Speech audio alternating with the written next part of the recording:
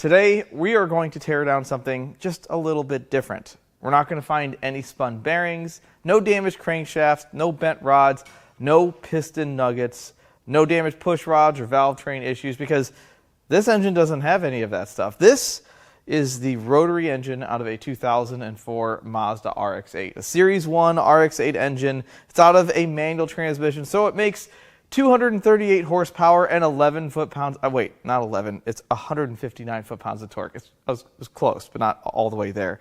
This is a bare keg that was sitting in my brother's garage for, I can't remember when. That's how long it was there. And it's time for it to come apart. I have done a rotary engine on this channel, but it's been several years, and I figured, why not revisit something from the past?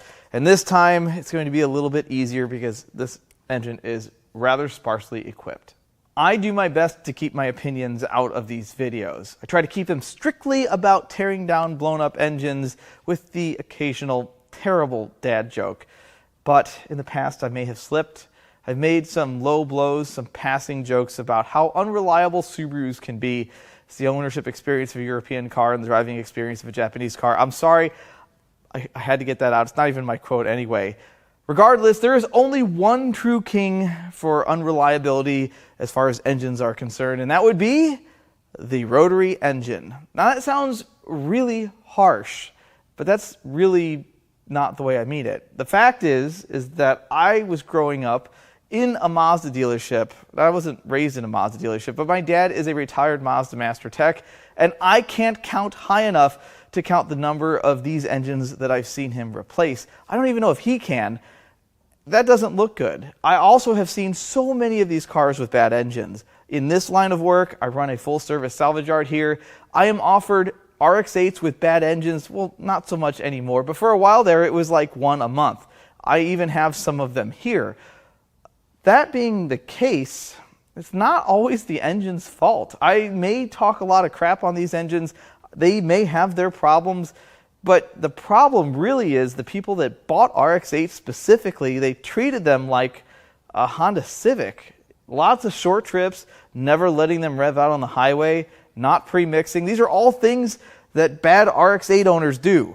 Don't short trip them, always pre-mix, always let them rev out at least once every so often.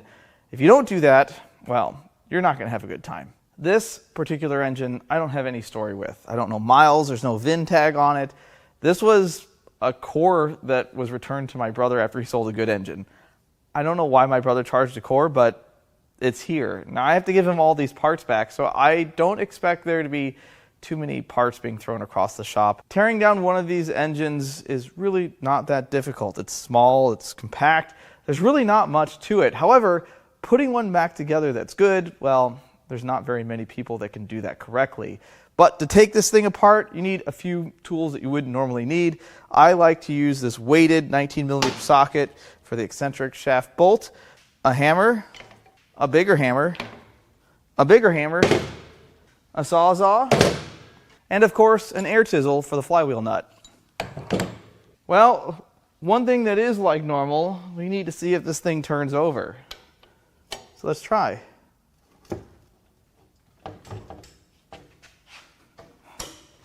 Come back here. Okay. So it doesn't really want to turn over. I don't really want it. Oh, hey, look, it's fine now. We fixed it.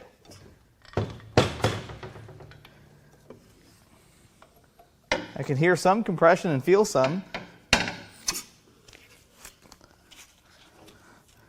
See if we can get a full revolution out of it.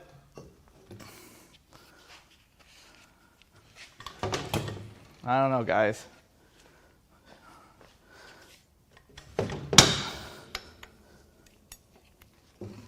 There we go.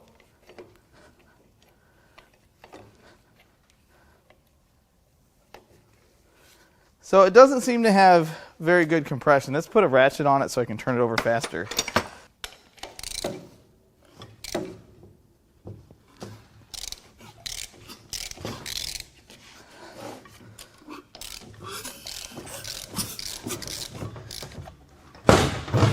It may have a tight spot. Also appears to have some water coming out of it, so there's a good chance that we're going to find a little rust. That is really unfortunate. I really wish this was stored inside. Now, my brother had it in his garage for a long time, but before that, who knows? Now we'll pull the 4 spork plugs. So I had them arranged with leading and trailing. They don't look terrible. They look really new, to be honest with you. These are a much different plug than you would normally find in the piston engine. Usually you won't find stuff that's super smashed or destroyed, although occasionally if something lets go just the right point inside the engine, you'll see some damage to a plug. The next thing I'd like to do is start stripping the front of the engine. We just got a few brackets and then the water pump.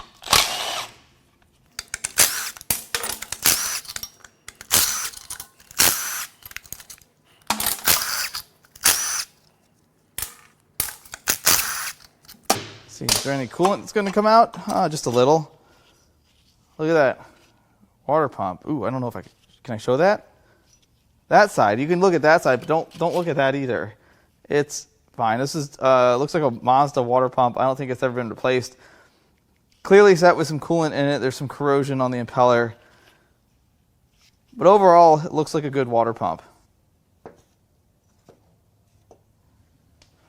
Now, because I got this from my brother, I need to make sure there's no oil in it, because the last time my brother said there was no oil in something, I carried an Rx-8 transmission up a ladder while it was puking transmission fluid down my leg.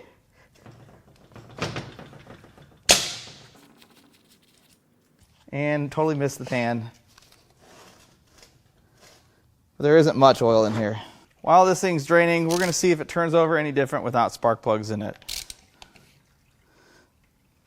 Oh, there's still a very tight spot. So I think there's going to be some rust and corrosion in there. I don't really want to turn this over any further because we could be damaging sellable parts unnecessarily.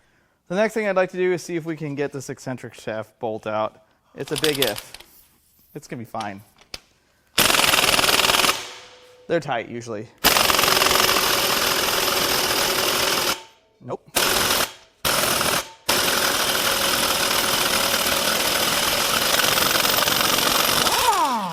Yeah.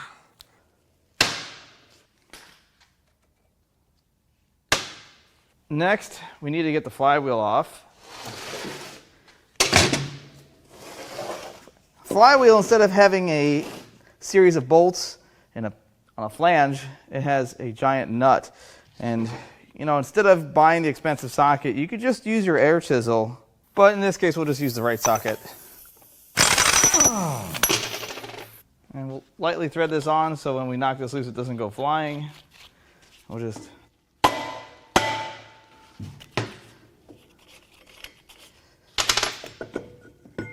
and the flywheel's off. Now they do make an adapter to bolt this engine to a traditional engine stand. I don't own one because while I do own an RX-7, I don't have any rotary powered cars. So we are going to just tilt this up on a couple of pieces of wood so that we can get the oil pan off. This is going to be very messy. I can hear coolant in here. Oh, I see coolant coming out in massive quantities. It's fine. Just don't look at it and it won't be a problem.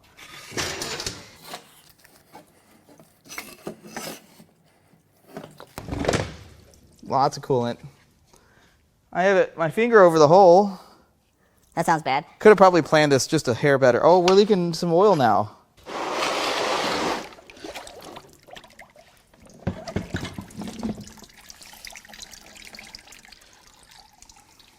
Yeah, it wasn't so bad. Well, we're going to kind of mitigate some of this mess with some pig mat. Stuff works really well. And now we can get the oil pan off. And this is just a ring of 10s.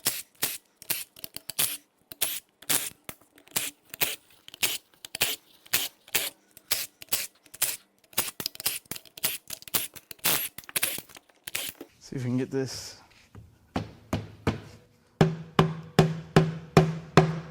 These are glued really well. That didn't work, did it?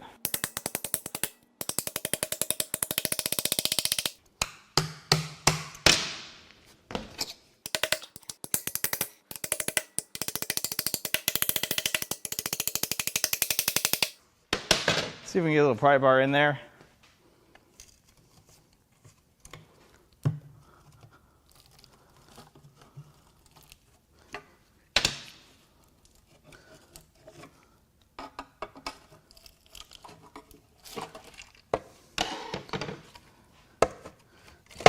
And more mess. Well, I don't see any glitter in here, but I would be very concerned if I did. There is some kind of sparkly looking stuff right there, but I don't really see anything in the pan. Looks pretty normal for one of these. Now we need to remove the pickup. Next, we're going to tip this thing over on its belly, if you want to call it that, so we can get the front cover off and get the long bolts that hold the whole thing together removed. Yeah, I think we're going to make a bigger mess.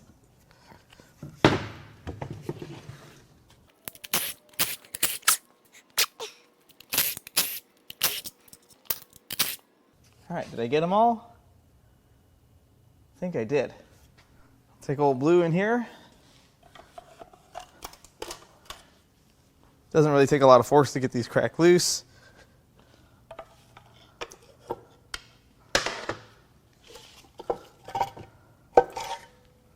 Front cover is off.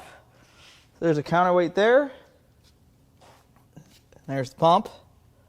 Not much to see thus far. Now we can start removing some more parts. Straighten these flaps down.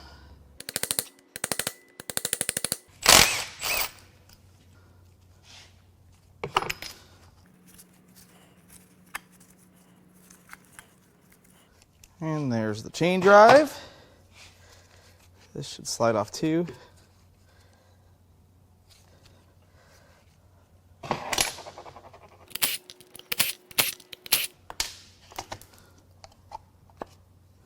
There's the oil pump.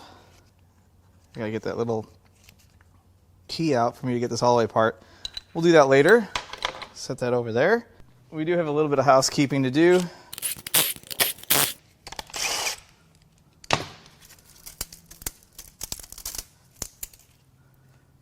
Next, we'll tackle the oil injectors, and yes, these inject oil. I don't care about vacuum lines. They should always be replaced with new.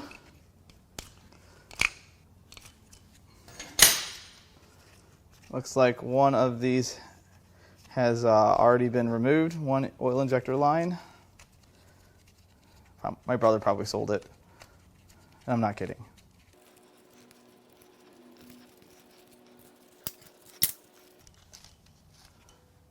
The last time I tore one of these down several years ago, I did it with the utmost precision possible. No, I'm kidding. I kind of just blasted it apart. This time we're going to take a little more care in how we take this apart. There is actually a sequence of tension bolt removal. They're called tension bolts, the bolts that hold everything together, the housings and the irons. So we're going to do this in the correct disassembly order, I think.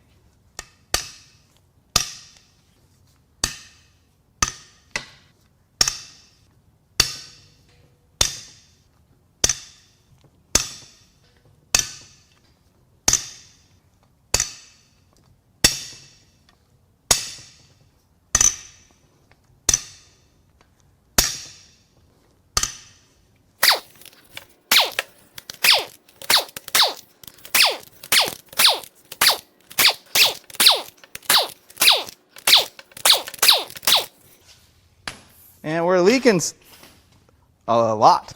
These are the tension bolts. This thing's probably going to make a gigantic mess. And that's okay. I'm prepared for that.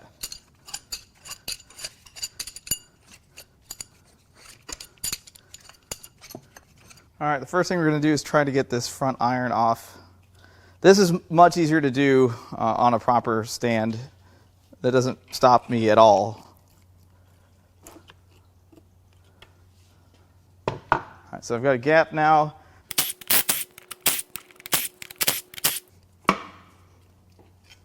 Okay, well, we're just going to that did absolutely nothing for me.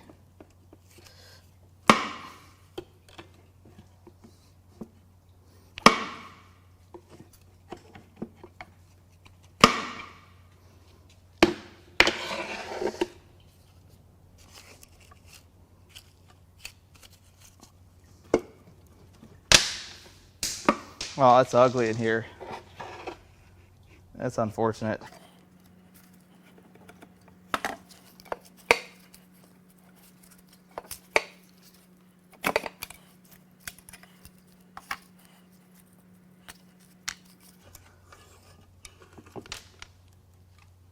This is gross. It's really unfortunate that water sat in this thing. Here's your your housing seals. Now, when these things get in a bad accident, like they get hit really hard, and I know this from experience, so does my brother, these seals can get deformed, and the only way to fix it is to tear the whole thing down. And at that point, you're putting new apex seals in, side seals. There's the front rotor. That would explain why it was so difficult to turn over. Man, I was hoping it would be nicer than this. All right, I'm going to do my best to turn this thing over. If there's a whole bunch of resistance, I'm not going to force it, but it's just...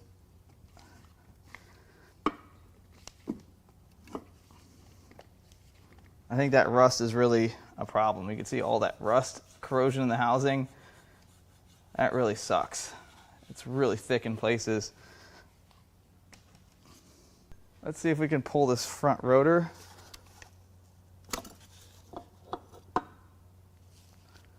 Here's a side seal.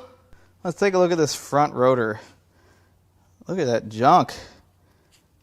It's not really conducive to a proper running engine, but I think it's been a long time since this thing could have been considered such. Look at all that. I think most of that's probably compacted in there from me trying to turn this thing over. That's why it's always a good idea, if you think an engine might be okay, to get a bore scope in there, because that is the difference between tearing something up and not. In this case, we knew this was not a good engine. I just didn't think it was this rusty. I think this is pretty much display only at this point. Look at all that junk on there. Let's see if we can fish those apex seals out, or at least a couple. Let's see here.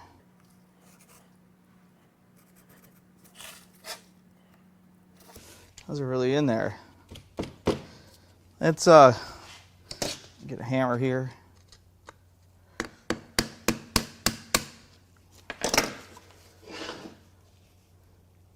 Wow, they're just broken. I broke that.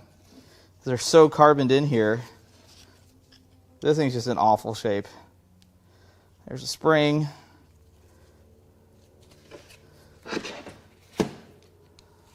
When they're like this, I'm not going to say you can't bring them back. I'm going to say that you shouldn't. This is a total waste of effort to do. There's where your side seals go. Everything is kind of stuck in there from carbon and rust. That's pretty much display only at this point. Let's see if we can get this housing off.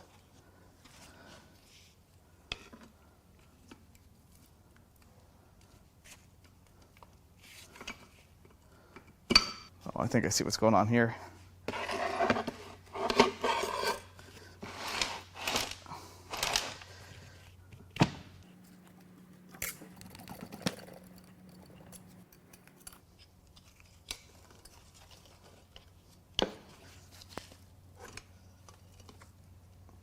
Here's the front rotor housing. You can kind of see the original finish. You can also see some pretty deep scratches in there. This was a bad engine before. It got a bunch of water in it.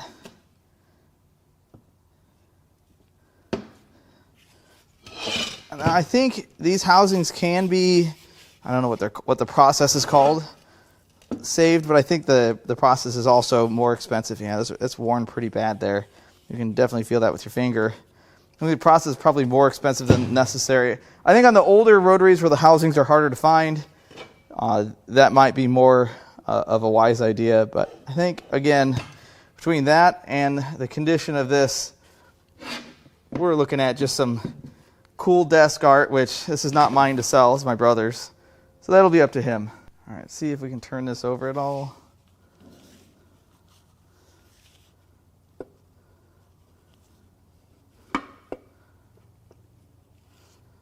Okay. Well, it does turn, which means the other rotor moves freely. So maybe we won't see the amount of rust in the other housing, but I don't know, I just got it stuck. I think we're going to find the same amount of moisture. All right, let's see if we can get this apart.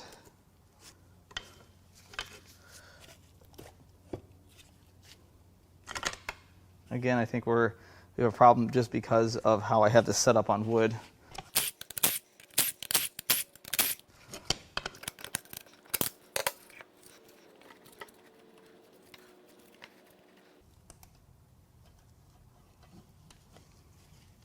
And there's the other iron, the rear iron, I should say. So I suppose it's possible that this moisture is from one of these seals being bad. It could be coolant. But I tend to think it was just stored improperly before my brother got it. Yeah, this is full of junk. So let's see if we can slide this rotor out. Watch that eccentric shaft. Ooh, it just shot an apex seal out. So this one is in much better shape. Still not good. And this will come out.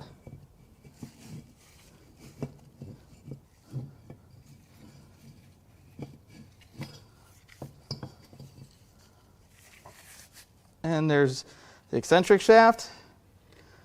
And that's all that's left is to separate the middle iron from the rear housing.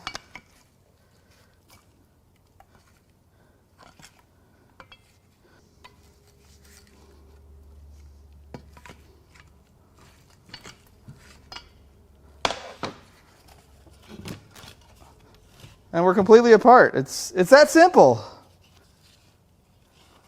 All these seals. Let's see if we can clean this up at all. This housing it's not good, but it's a lot better because there's a lot less moisture in this one.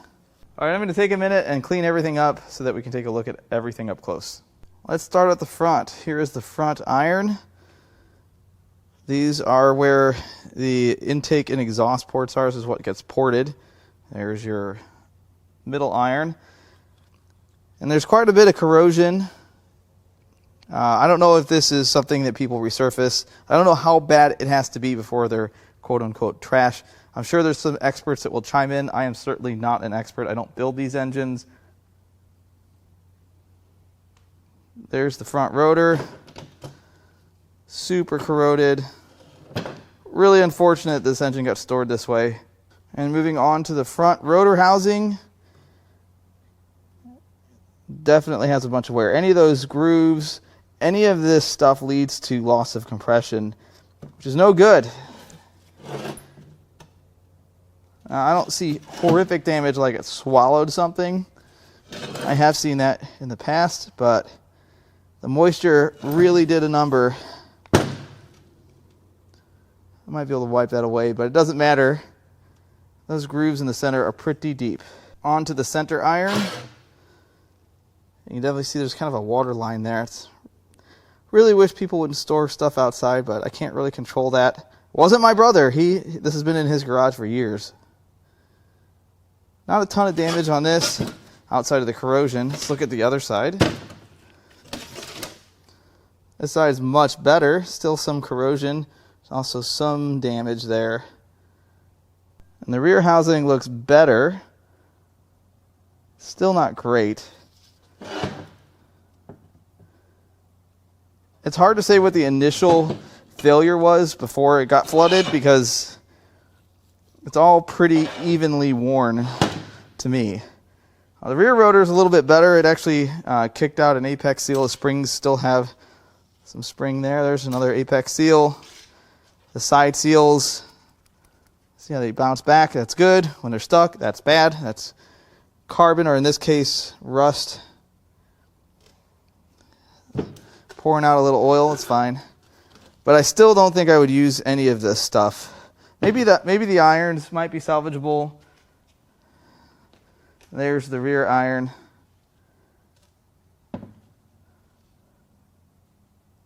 Here's the the eccentric shaft. I'm only kidding, guys, but it is an eccentric shaft. This appears to be in pretty good shape. I don't see any major damage to this, although I don't really know that I've ever seen one of these have a major problem. And here's our oil pump gears.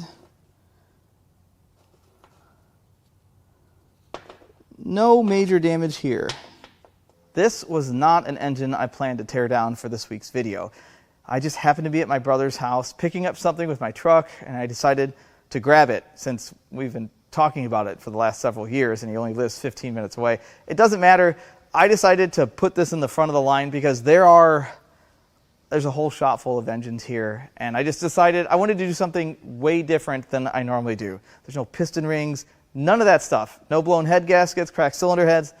But there will be more of that in the coming weeks. I know this was a short video, and I probably owe you guys some time. I'll make up for it in the next few weeks. But that's only because this engine was so bare. This engine was essentially a bare keg. I got to pretty much start on this halfway through. If this engine was fully loaded with all the accessories, this video would be a lot longer. Now, what happened to this thing? Why was it full of moisture? Well, I think it was stored outside, at least at some point before my brother got it. I know it's been in his garage since my brother's had a garage.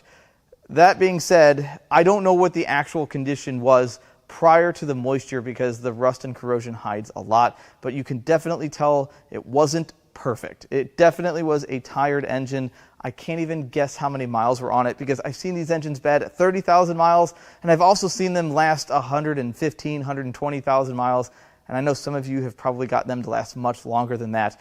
The problem with these engines really is that people treat them like every other car. And if you own one of these, now these cars are old enough where pretty much enthusiasts own them. And in that case, they can be pretty good for those people. Although my brother is an enthusiast and he has a 3-rotor Cosmo that blew up.